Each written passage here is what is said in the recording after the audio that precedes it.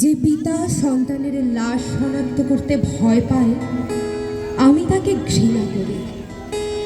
যে ভাই এখনো নির্লজ্জ স্বাভাবিক হয়ে আছে, আমি তাকে ঘৃণা করি। যে শিক্ষক, বুদ্ধিজীবী, কবি ও কেরানি প্রকাশ্য পথে হত্যার প্রতিশোধ চায় না, আমি তাকে ঘৃণা করি। আর জন্ডিত দেহ চেতনার পথ জুড়ে শুয়ে আছে, আমি অপ্রকৃতিস্থ হয়ে যাচ্ছি। ৮ জোড়া খোলা চোখ আমাকে ঘুমের মধ্যে দেখে।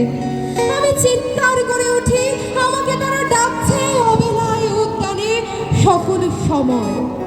আমি উন্মাদ হয়ে যাব, আত্মহত্যা করব, যা ইচ্ছা চাই তাই করব। কবিতা এখনই লেখার সময়।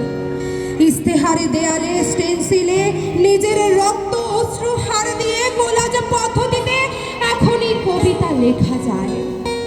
তীব্রতম যন্ত্রণায় ছিন্ন ভিন্ন মুখে সন্ত্রাসের মুখোমুখি ভ্যানের হাঁকিয়ে দিয়ে হত্যাকারীর পরিচালিত বিচারালয়ে মিথ্যা অশিক্ষার বিদ্যালয়ে শোষণ ও ত্রাসের রাষ্ট্রযন্ত্রের মধ্যে সামরিক অসামরিক কর্তৃপক্ষের বুকে কবিতার প্রতিবাদ প্রতিধ্বনিত হোক।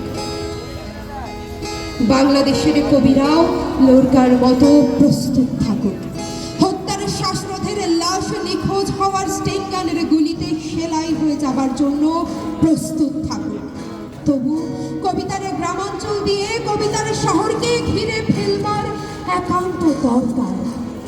এই মৃত্যু উপত্যকা আমার দেশ নয়, এই জল্লাদের উল্লাস মঞ্চ